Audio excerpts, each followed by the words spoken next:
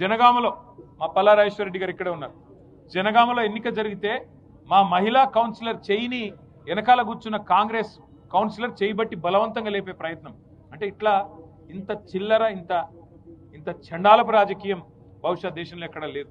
ఇంకా ఘోరం ఏంటంటే ఇవాళ మా బాల్క సుమన్ గారిని ఇక్కడ తీసుకొచ్చి ఆయనను మా జిల్లా పరిషత్ మాజీ ఉపాధ్యక్షుడు మూల రాజిరెడ్డి గారిని ఇంకా ఒక 6గురిని వాళ్ళ జైల్లో పెట్టారు. పెట్టి వారి మీద కేసు ఏంది, పోలీసులను ఏదో అన్నారని, పోలీసుల మీద ఏదో అక్కడ వారి డ్యూటీకి ఆటంకం కలిగించారని కేసు పెట్టారు. నేను అడుగుతా ఉన్న మీడియా మిత్రులను కూడా ఆలోచించమని కోరుతా ఉన్నా, ప్రజల్ని కూడా ఆలోచించమని కోరుతా ఉన్నా. మాజీ ఎమ్మెల్యే జగ్గారెడ్డి నోటికొచ్చినట్టు పోలీసులను బూతులు తిట్టింది మీకు కనబడతలేదా? బూతులు తిట్టడమే కాదు, బట్టలు కూడా తీసి కొడతా అన్నాడు. మరి కేసు ఉండదా?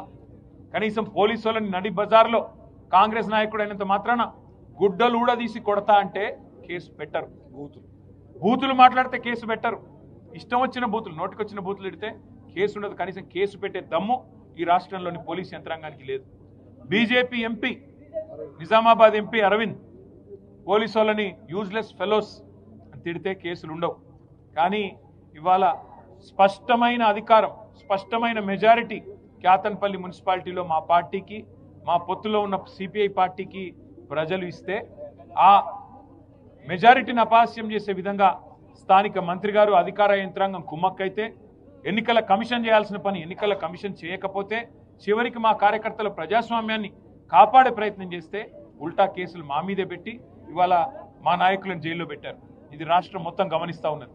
అంటే ఎంత లేఖి రాజకీయం, ఎంత దిగజారుడు రాజకీయం రేవంత్ రెడ్డి చేస్తా ఉన్నాడో దీన్ని బట్టి చెప్పొచ్చు. ఇది మాత్రమే కాదు, 3 కోట్ల ఆఫర్లు ఇచ్చారు మా కౌన్సిలర్లకి.